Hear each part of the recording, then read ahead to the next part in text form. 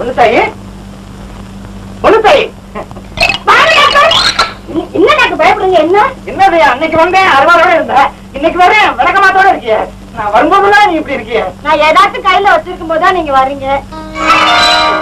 என்ன புரிஞ்சு வெளியே போயிருக்காரு. என்ன டாக்டர் தடவுறீங்க? அன்னைக்கு இருந்த உடம்புக்கு இன்னைக்கு எப்படி இருக்கு அப்படின்னு டெஸ்ட் பண்ணு.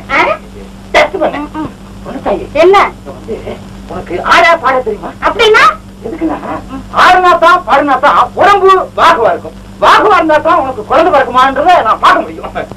நிஜமாவா? அப்படியா டாக்டரே?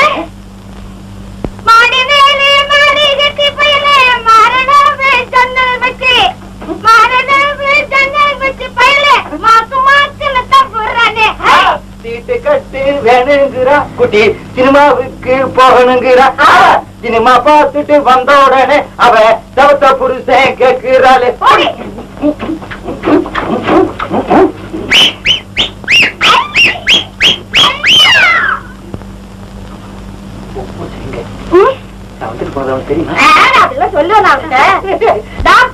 எனக்கு குழந்தை செல்வம் எப்ப கிடைக்கும்? கூடிய சீக்கிரம். நான் சாதாரண டாக்டர் இல்ல, நான் கை வச்ச எதுவுமே தொட போனதே இல்ல.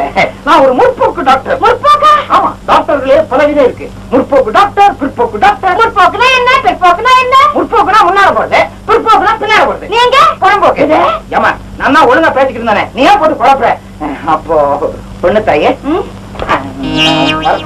அடுத்து நீங்க எங்க போறீங்க? சாராயம் வைக்கிறேன்.